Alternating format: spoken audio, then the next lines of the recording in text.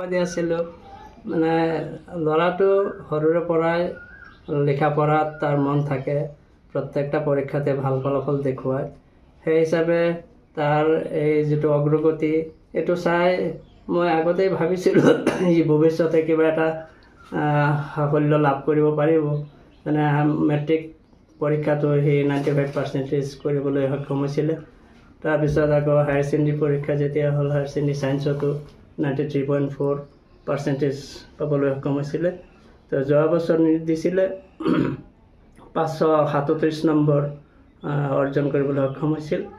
তো এইবাৰ আৰু এক বছৰ কোচিং কৰিলে ফিজিক্সত কৰি এইবাৰ 551 পাবলৈ সক্ষম হৈছে। মই আৰু আশা কৰিছিলোঁ, যদিও আল্লাহৰ ফজলৰ কৰ্মে এইখিনিলৈকে সি পাব পাৰিছে, সেইটো লৈ মই সন্তুষ্ট যে আৰু ভৱিষ্যতে আৰু আগুৱাই যাব পাৰে তাৰ বাবে মই কামনা কৰিছোঁ। আল্লাহ যাতে ফলাফলটো পাই সুখী হৈছে ন? বৰ্তমান ফলাফল পাই সুখী হৈছে। অনাগত দিনত আৰু কেনেদৰে আগবাঢ়ি যাবলৈ আপুনি উপদেশ দিব আপোনাৰ সন্তানক? ভৱিষ্যতে এজন ভাল ডক্তৰ হোৱাৰ তাৰ ইচ্ছা, মোৰো ইচ্ছা। তেওঁ এজন ভাল ডক্তৰ হ'ব, এজন ভাল চিকিৎসক হৈ জনসেৱা কৰিব, দুখীয়া মানুহক যাতে ভালকৈ সেৱা আগবঢ়াই যাব পাৰে, তাৰে কামনা মোৰ। कुछ चीज़ अच्छा चाहिए तो आपको सेक्रीफाइसेस और डेडिकेशन दिखाना ज़रूरी है, और नहीं तो आपको नहीं मिलेगा वो चीज़। और जैसे कि आप देख सकते हैं कितनी ज़्यादा कंपटीशन आजकल मतलब इंक्रीज होता जा रहा है दिन भर दिन, तो उसमें आपको कंसिस्टेंसी मेंटेन रखना बहुत इंपॉर्टेंट मैटर करता है कि आप कितनी कंसिस्टेंट हो। अगर आप एक दिन मान लिया 10 घंटे या फिर 16 घंटे, मैं इतना ज़्यादा रिकमेंड नहीं करता कि आप इतना ज़्यादा पढ़ें। फिर भी अगर आप एक दिन में 10 घंटे पढ़ लिए और उसके बाद वाले दिन में 2 घंटे पढ़े या फिर नहीं पढ़े, तो उसका कोई फ़ायदा नहीं है। अगर आप कंसिस्टेंसी के साथ, मैं जो रिकमेंड करूँगा कि 6 to 7 आवर एवरीडे पढ़ते रहिए, बहुत अच्छा होगा, काफ़ी अच्छा करेंगे। और बाकी जो यहाँ का शेड्यूल रहता था कि 9 बजे से क्लास शुरू होता था, 3 बजे तक चलता था। क्लास के बीच में जो भी गैप आता था मैं उसको भी यूटिलाइज करता था, क्योंकि हमें उसी समय मिलता था सेंटर फैकल्टी सर से डिस्कस करने में। DPP वगैरह तो हमने उसी समय सॉल्व किया है। मेरे और बहुत सारे फ्रेंड लोग थे, तो एक माहौल था कि हम एक साथ बैठ के सॉल्व वगैरह कर रहे हैं। तो एक पॉजिटिव एनवायरनमेंट आपके साथ और बना लीजिए, ताकि अगर आप भी कभी मतलब लड़खड़ा जाए, मतलब जैसे कि आपकी जर्नी में अगर कभी दिक्कत आ भी जाए, तो आपका फ्रेंड सर्कल पहले आपको मदद करे। तो उसके बाद अगर टीचर तो है ही, हमारे पास SST का भी सपोर्ट है, तो वहाँ से भी हमें बहुत सपोर्ट मिला है। ठीक है, तो देखिए अगर 9 बजे से शुरू हुआ है, तो उससे पहले आपको मैं कहूँगा कि आप अर्ली राइजर बने, यानी 5 या फिर 4:30 बजे जाग जाइए, तो ज़्यादा अच्छा रहेगा। वो मतलब बेनिफिशियल है ज़्यादा। तो उसके बाद आप 3 से 4 घंटे पढ़ाई कर सकते हैं काफ़ी अच्छे तरीके से। बाकी 9 बजे आप सेंटर आना है, क्योंकि 9 बजे से आपको क्लास है, 9 से 3 बजे तक क्लास चलता है। जैसे कि हमारे उस समय था, अभी मुझे पता नहीं है अभी कौन सी शेड्यूल है। तो 3 बजे तक तो मैं तो 5 बजे तक यहाँ था, कभी कभी तो 8 भी बज जाते थे। मेरा रूम यहाँ पास में ही था, तो मैं यहाँ कभी सेंटर क्लोज होने के समय में भी जाता था, कभी इतना भी लेट हुआ है यहाँ रह के पढ़ के। मैं इसलिए यहाँ रहना पसंद करता था, क्योंकि देखिए अगर आप कुछ भी स्टडी कर रहे हो करंटली और उसमें कुछ भी डाउट आ जाए, तो तुरंत आप यहाँ आ सकते हो। सेंटर फैकल्टी पूरे समय अवेलेबल रहते हैं। बाकी और मतलब एक चीज़ जो इम्पोर्टेंट है इसमें सबसे ज़्यादा मैटर एक रखता है, आप क्या चाहते हो। अगर आप चाहते हो, आप सिलेक्शन लेना चाहते हो, बिल्कुल ले सकते हो, आपको पूरा सपोर्ट दिया जाएगा।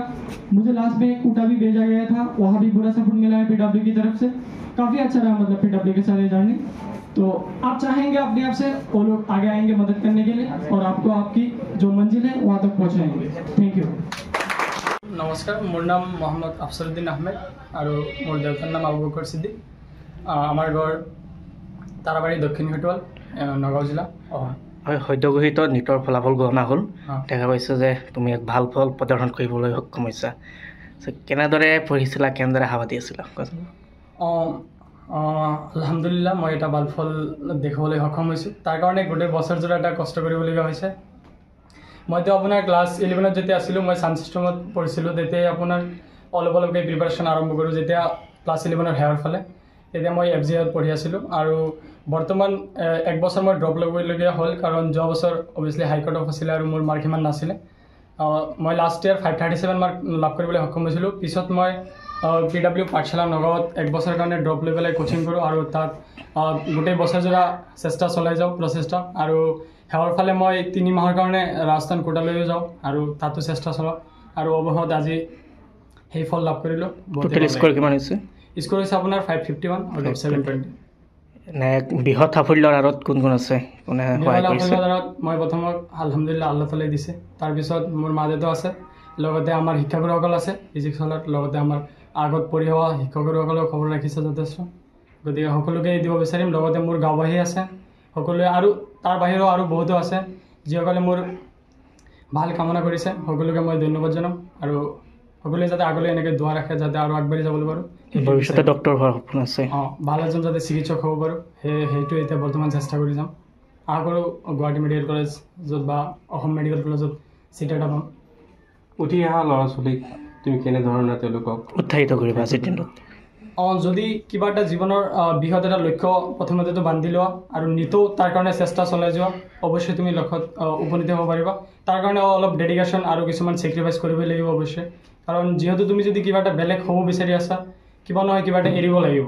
গতিকে হ'ব পাৰে তোমাৰ লগৰীয়া সমনীয়াৰ সৈতে কম সময় তোমাৰ কথা পতা হ'ব, কেতিয়াবা হ'ব পাৰে ইমান বন্ধু বান্ধৱ তোমাৰ নহ'ব পাৰে, যেনেকুৱা মোৰ বেছি ইমান বন্ধু বান্ধৱ নাই। যিসকল আছে সেইসকলৰ লগত পঢ়াৰ বাহিৰে বেলেগ ইমান একো হোৱা নাই, ফূৰ্তি আমোদ ইমান বেছি হোৱা নাই। বহুতো ঘাত প্ৰতিঘাত আহিছে জীৱনলৈ, সেইখিনি মুখামুখি হ'ব লগা হৈছে, সেইখিনি আঁতৰাই কেনেদৰে আগবাঢ়ি গৈছা? মই নিটৰ কাৰণে যিবিলাক ছাত্ৰ বিশেষকৈ পঢ়ি আছে সিহঁতৰ এটা প্ৰব্লেম হয় কি, যদি কোনো এজন ছাত্ৰ পঢ়ি আছে আপুনি চাব কি মক টেষ্ট যিবিলাক হয় তাত আপোনাৰ মাৰ্ক কেতিয়াবা কম হয় কেতিয়াবা বেছি হয়, তেনেবোৰ ক্ষেত্ৰত ছাত্ৰই কেতিয়াবা ডিমটিভেটেড হৈ যায়, ডিপ্ৰেশ্যন হৈ যায়।